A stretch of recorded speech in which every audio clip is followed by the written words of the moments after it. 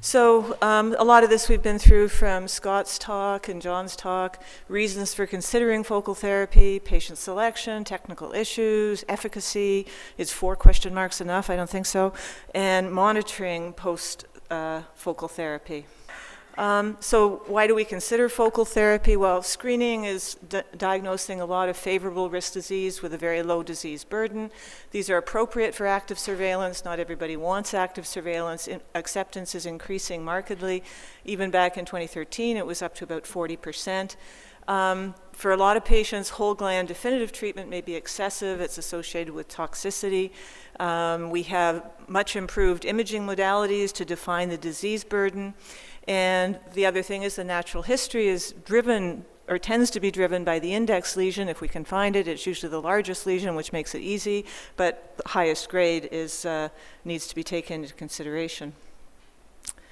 So in your choice of modality, and this is a discussion that was just underway when I came up, the treatment you choose for focal therapy should have proven efficacy in whole gland treatment. You need the capacity to monitor the accuracy of your treatment delivery, and there should be a well-established dose-response relationship. So there are a lot of options out there, as John was indicating. There's low-dose rate and high-dose rate brachytherapy. There's also cryotherapy, HIFU, photodynamic therapy, electroporation, radiofrequency ablation, etc. So there's a lot of options here. But I think brachytherapy is really the leader in this because of the meeting the 3 requirements that I've just listed. So in focal treatment planning, there are a lot of things to consider. Prostate cancer is multifocal in about 80% of cases. About a third can be unilateral. We have to consider that not all tumors require treatment. They're clinically insignificant, as Scott was showing us, the little green dots that we can kind of hopefully ignore, unless they're one of the 10% higher grade. The dominant lesion drives a natural history. Your target volumes, we can choose hemigland, a dog leg, which is treating like 3/4 of the prostate, or truly focal. Most series that are published have attempted to treat all known disease. That's probably unnecessary. And I think the big thing here is the required margin is unknown. I think we should borrow some definitions from radiotherapy here, and in defining what we're trying to treat and what margins we should give. So a focal gross tumor volume is your clinically demonstrated disease, and that may be just the fusion of your T2 hypointense lesion on multiparametric MRI with your ADC maps and possibly with dynamic contrast enhancement, but it probably should also take into consideration the results of your template mapping biopsies. Your focal CTV is your focal clinical target volume, and that's where you're adding, extensions to treat possibly insignificant disease if you decide to treat those. Your focal planning target volume, or PTV, is the margin that you add to your gross tumor volume for the uncertainties in image identification, image registration, dose delivery, and I think what we also need to add to that, which hasn't really been defined well yet, is the difference between what you see on MRI and what the patient actually has if they were to have a radical prostatectomy and whole mount sectioning. We do restrict the boundaries of what we treat according to the organs at risk, so we don't put a margin posteriorly because of the rectum. We don't want to overlap with the urethra. And we've seen these planning scenarios of hemigland and dogleg, etc. The margin definition paper that is used most frequently in planning treatments is this one from Mason 5 years ago, and it's only 15 patients who were treated with focal boost HDR. They used multiparametric MRI with the usual sequences and rigid registration of the T2 with the ADC map and the dynamic contrast enhancement. And then they contoured these images by 2 radiologists and repeated it twice, so they had 4 sets of contours, and defined their gross target volume as the Boolean sum of the abnormalities seen on the various sequences, and then the T2 image, that volume was transferred to their anatomic T2 image, and that was registered with their intraoperative ultrasound with the HDR needles in place. So again, in the quantification of uncertainties to determine the margin here, they're really only looking at contouring and image registration and not the concordance between MRI and pathology. And if you look at these, was pretty accurate in contouring, 3 to 5 millimeters variation between the different sets of contours, and in image registration, 1 to 2 millimeters. So their focal planning target volume margin that they added to their gross tumor volume was a single isotropic margin of 4.5 millimeters. So why do we consider focal treatment? Well, we're trying to reduce morbidity. And there's a couple of recent publications on this dealing with brachytherapy. This is from Farrow last year. What he did was he compared the 1-month IPS score for a full dose implant to the 1-month IPS score for a boost dose implant. Now this isn't focal therapy, but it's delivering a lower dose to the prostate, and then adjusted for the pre-implant IPS score and the prostate volume. And they found that the patients receiving the lower dose to the prostate had a 4.5-point lower average increase at 1 month in their IPS score. So that makes sense. And you can see in these graphs here, as the percentage of the prostate volume receiving 150 gray goes up, so does their 1-month IPS score, and the same is true for the percentage of prostate volume receiving 175 gray, etc. So restricting high dose to a smaller volume of the prostate will reduce morbidity. The other thing is the location of the area that you're treating. And this was quite a clever article, also published last year, focal brachytherapy for 28 patients who had apical lesions versus 13 patients who had lesions at the base. And they defined their target with both MRI and template mapping biopsies. They added a 1 centimeter margin. They were using iodine seeds. And they found that at 6 months, the IPS score for the apical lesions was lower than the IPS score for patients who had had their treatment at the base. However, there was no difference at a year or at 2 years, no difference in continence or potency, so they recommended this is not a reason not to use focal therapy for a lesion at the base. You just have to give appropriate advice to the patient that they may take a little bit longer to get over their treatment and have a few more urinary symptoms. This shows sort of the decision tree in using focal brachytherapy. This was a study from Vancouver. 17 patients who were eligible according to their PSA and their pathology on their ultrasound guided biopsies underwent a multiparametric MRI. Then only 14 of these were suitable for going on to a template mapping biopsy. So 3 of them were already excluded as soon as I got their MRI done. 7 of the 14 who had the template mapping biopsies were then eligible for focal brachytherapy because they had unilateral lesions, and 5 of these 7 were implanted, so that's now 5 out of 17.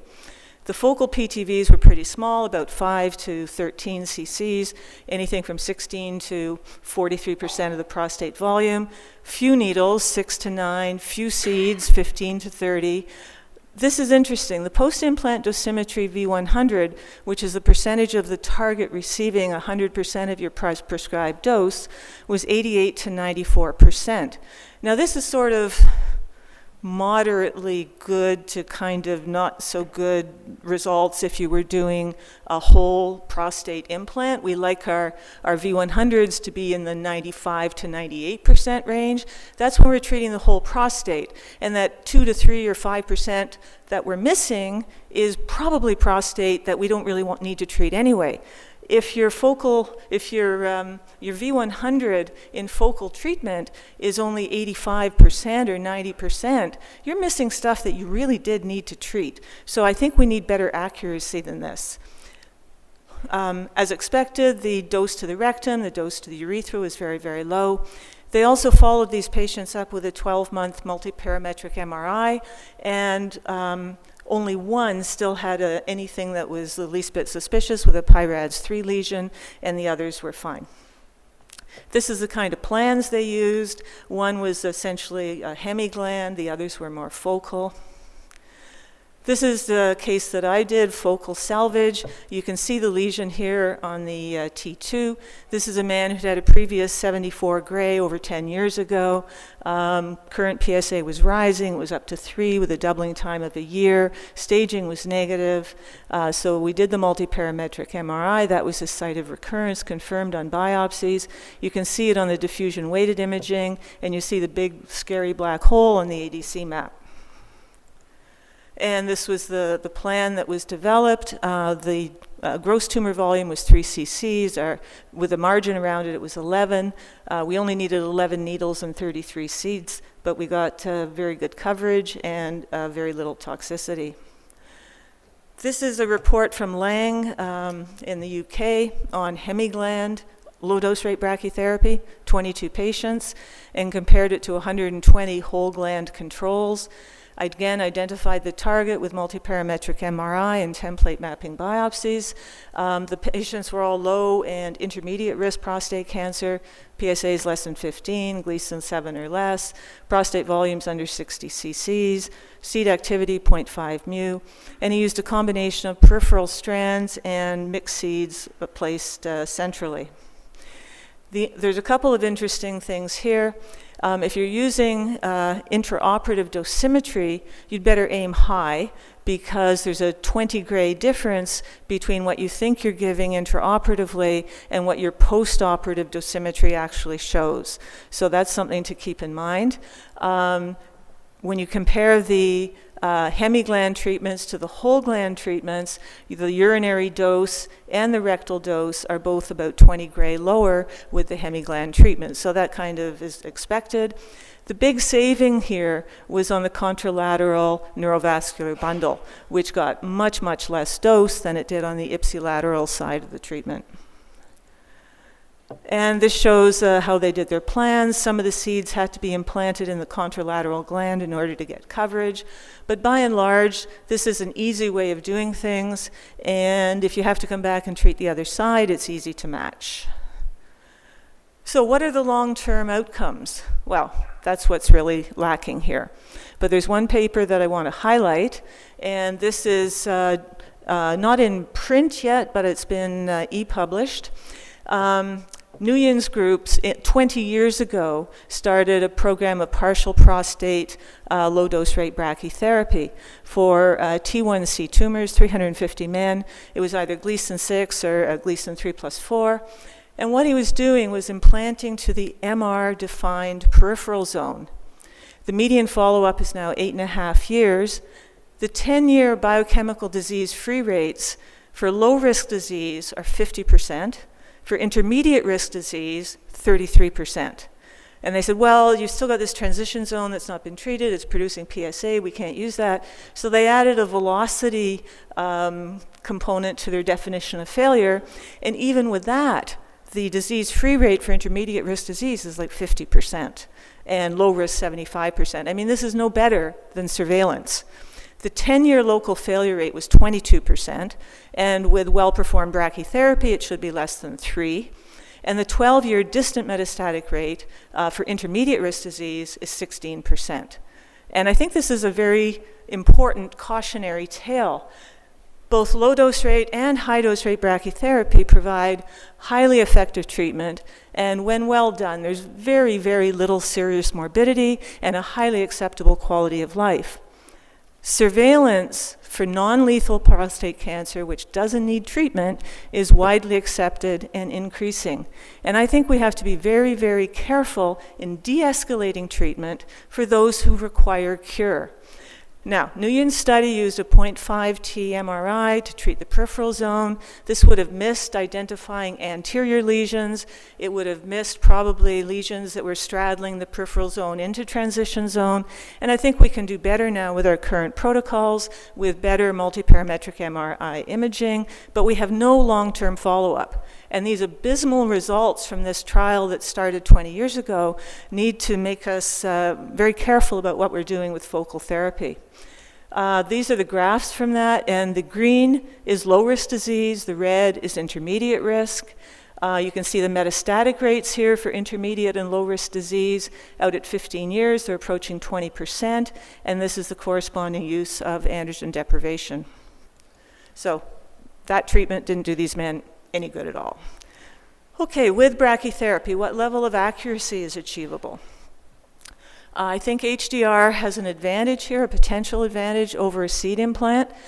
You probably all know the arguments between the two with the permanent seed implants, you can get seed loss or migration. Ultrafocal plans are going to be very sensitive to seed misplacement or displacement because you may only have 15 to 25 seeds, and you lose a couple, it makes a big difference. Operator performance is going to be extremely important, and you evaluate the quality after the fact, and correction is difficult. With high-dose rate brachytherapy, the dose is precisely controlled and delivered. There's no seed loss, no organ motion, no patient motion. If you're using ultrasound-based planning, which I think is essential if you're doing HDR focal therapy, or any HDR, and the dose is easily sculpted to the target, and you can avoid critical structures. So the focal HDR protocol that we use is multiparametric MRI to identify the DIL on T2 ADC and dynamic contrast enhancement, then do a Boolean addition of the DILs, contour the prostate, the urethra, the DIL, do a pre-op truss with aerated gel in the urethra, which helps in the registration, then register or fuse the multiparametric MRI in the pre-op truss to transfer that DIL information to the ultrasound. And we use either rigid or deformable registration depending on the relative shapes of the prostate. Then when you're doing the HDR procedure, the fusion of the intraoperative truss with the catheters in position to your pre-op truss with the DIL is trivial. You're just overlaying 2 ultrasound images, and it takes less than 2 minutes. Then optimize the dose and deliver the treatment. So that sounds great. This is an article published this year from the Netherlands, and on 17 patients who were enrolled in a prospective trial of focal HDR brachytherapy. And what they did was they compared the catheter position on the planning MRI to the immediate post-treatment MRI. And they tried to do everything right here. They had a technique that involves self-anchoring umbrella catheters. They were using a single fraction, immediate treatment. So it sounded like it was going to be very well done. A 3T diagnostic MRI to define their target volume, and ultrasound-guided catheter insertion. But after the catheter insertion, they removed the ultrasound probe and the template, lowered the patient's legs, put wedges under the knees, and just slid them into their own sweet 1.5 Tesla MRI. You can't do that. You can't move the patient. You can't change the position of their legs. You can't remove the template, or you're moving the needles. So catheter movement on average was less than 1 millimeter, which is fine. But it was a little more in the Z-axis, 1.3 millimeters. That's still not a big deal. But 20% of the patients had Z-axis shifts more than 4 millimeters and up to 5.5 millimeters. And their prescribed single dose for these patients was supposed to be 19 gray. The D90, or the dose received by 90% of their target volume, was less than 19 gray for 6 patients and less than 17 gray in 2 patients. And this shows their doses. The intra-op dose is shown in blue. The post-operative actual dose is shown in red. The blue line along here shows the 19 gray mark. And you can see several of these patients have been grossly underdosed. As you'll hear in a later talk, 19 gray isn't enough anyway, but these people are getting 17 or 15 to the actual tumor. So you have to be very, very careful that there can be no catheter movement and no patient transfers or movement whatsoever if you're going to do this. This was an interesting report from Princess Margaret Hospital on MR-guided focal HDR brachytherapy, and they again defined their target with multiparametric MRI, deformably registered under their post-catheter insertion MRI, defined the target with a 5 millimeter margin, but recognizing the potential for a little bit of catheter shift in the Z-axis made that margin 9 millimeters, which I think is very intelligent.